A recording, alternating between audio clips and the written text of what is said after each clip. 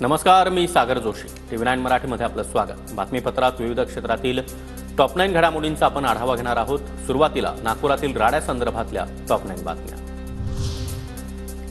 नागपूरमध्ये राड्याआधी औरंगजेबाच्या समर्थनार्थ घोषणाबाजी केल्याचा आरोप. गणेशपेठ पोलीस ठाण्याबाहेर घोषणाबाजी. Video viral. हिंदू संघटनांच्या आंदोलनाची तक्रार देण्यासाठी गेलेले असताना घोषणाबाजी झाल्याचा दावा. नागपूर राडा प्रकरणामधील आरोपींना 21 मार्चपर्यंत पोलीस कोठडी. रात्री उशिरा जिल्हा सत्र न्यायालयामध्ये सुनावणी पार पडली. आतापर्यंत एकूण 46 आरोपी अटकेत. नागपुरात दगडफेक करणाऱ्या जमावाकडून महिला पोलिसाचा विनयभंग करण्याचा प्रयत्न. भालदारपुरामधील संतापजनक घटना. गणेशपेठ पोलीस ठाण्यात जमावाविरोधात गुन्हा दाखल. नागपूर शहरामधील संचारबंदी आजही कायम. संचारबंदीमुळे नागपूरमधील 170 पेक्षा जास्त शाळा बंद. मात्र सकाळी विद्यार्थ्यांना मेसेज उशिरा पोहोचल्यानं अनेक विद्यार्थी शाळेमध्ये येऊन गेले. नागपूरच्या महाल भागामध्ये झालेल्या तणावामुळे पालिकेच्या बस सेवेवर परिणाम. 11 मार्गावरील बसेस पूर्णपणे बंद तर 11 मार्ग डायव्हर्ट करण्यात आले. संचारबंदी लावलेल्या भागामध्ये बस फेऱ्या बंद.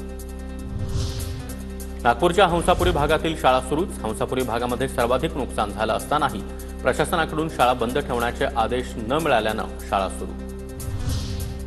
राज्याच्या पोलीस महासंचालक रश्मी शुक्लांची नागपुरातील राड्याच्या घटनेनंतर अधिकाऱ्यांसोबत बैठक. रस्त्यांवर पोलिसांची गस्त वाढवण्यासोबतच लहान वाद वाढू देऊ नका, शुक्ला यांच्या सूचना. नागपूरमध्ये जुना हिसॉल कॉलेज परिसरामध्ये 300 ते 400 जणांकडून 10 ते 12 कारची तोडफोड. कार मालकांकडून पोलिसात तक्रार. तोडफोड करणाऱ्यांवर कारवाईची मागणी. नागपूरमध्ये राडा झालेल्या गल्ल्यांमध्ये प्रवेशबंदी. स्थानिक नागरिकांकडून गल्ल्यांमध्ये प्रवेशबंदी. आणि आता पाहणार आहोत टॉप 9 राजकीय बातम्या.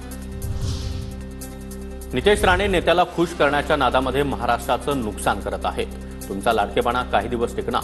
रोहित पवारांचा नितेश राणे यांच्यावर निशाणा.